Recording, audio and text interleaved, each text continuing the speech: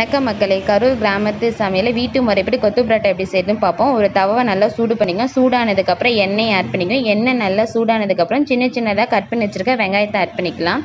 வெங்காயம் ஆட் பண்ணதுக்கப்புறம் ஆல்ரெடி நாங்கள் குழம்பு வந்து காரமாக வச்சுருக்கங்காட்டி நாங்கள் ஒரே ஒரு பச்சை மிளகாய் ஆட் பண்ணியிருக்கோம்.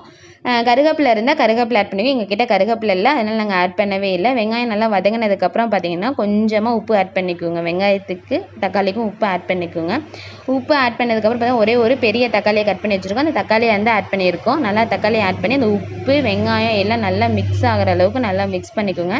நாங்கள் 2 பரோட்டா சின்ன சின்னதாக கட் பண்ணி எடுத்து வச்சுருந்துருக்கோம். அந்த சின்ன சின்னதாக கட் பண்ண பரோட்டாவை இதில் ஆட் பண்ணிக்கோங்க.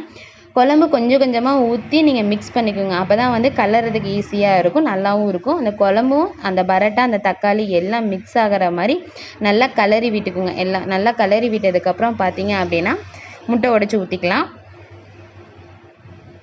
நல்லா கலரி விட்டாச்சு. நாங்கள் 2 பரோட்டாக்கு 2 முட்டை எடுத்துருக்கோம். நீங்கள் 3 முட்டை வேணாலும் எடுத்துக்கோங்க. 2 முட்டையை நல்லா உடச்சி ஊற்றினதுக்கப்புறம் முட்டை நல்லா பொரிஞ்சு அந்த ஸ்மெல்லு போகிற அளவுக்கு நீங்கள் இது பண்ணிக்கோங்க.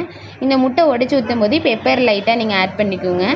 பெப்பர் ஆட் பண்ணி நல்லா கலரி விட்டுங்க. கலரி விட்டதுக்கப்புறம் சின்னதாக டம்ளர் எடுத்து நல்லா கொத்தி விட்டுக்குங்க. அந்த பரோட்டாவை நல்லா மிக்ஸ் ஆகிறத கொத்தி விட்டதுக்கப்புறம் கொத்தமல்லி தலையை வந்து தூவி எடுத்துங்க. சுவையான கொத்து பரோட்டா ரெடி ஆயிடுச்சு. இது மாதிரி நீங்களும் செஞ்சு பாருங்கள். எங்கள் சேனலை பிடிச்சா லைக் பண்ணுங்கள், ஷேர் பண்ணுங்கள், சப்ஸ்கிரைப் பண்ணுங்கள்.